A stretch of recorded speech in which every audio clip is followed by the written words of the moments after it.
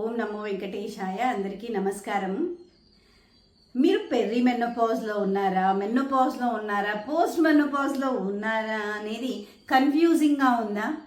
అయితే ఈ రాబోయే 60 సెకండ్స్లో నేను మీకు క్లారిటీ ఇస్తాను.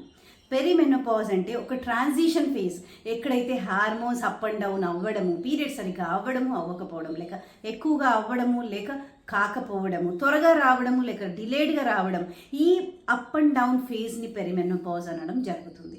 మెనోపాజ్ అంటే ఎప్పుడైతే 12 మంత్స్ వరకు, అంటే ఒక సంవత్సరం వరకు పీరియడ్స్ రాకుండా ఉండిందో ఆ 12th మంత్ తర్వాత నుంచి మెనోపాజ్ అటెండ్ అయినట్టుగా చెప్దాం.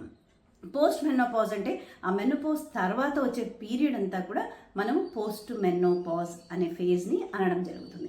ఇక్కడ తెలుసుకోవాల్సింది ఏంటంటే చాలా సిమ్టమ్స్ మనకు పెరిమెనోపాజ్లో రావడం జరుగుతుంది. అంటే మెనోపాజ్ తర్వాత తక్కువ సిమ్టమ్స్ అవుతాయి, తక్కువ లక్షణాలు ఉంటాయి. మనకు ప్రాబ్లం అంతా ఫేస్ చేసేది పెరిమెనోపాజ్ పీరియడ్లో. ఇక్కడ ఉమెన్ చాలా కన్ఫ్యూజింగ్గా ఉంటారు, ఎందుకంటే ఇక్కడ ప్రిపేర్ కాలేదు బాడీ దానికి.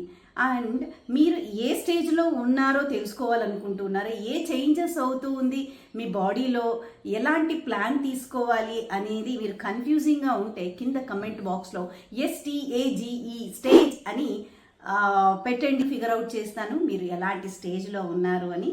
And share this to another women ఎవరైతే కన్ఫ్యూజ్డ్గా ఉన్నారో ఏ స్టేజ్లో ఉన్నాను అనేది.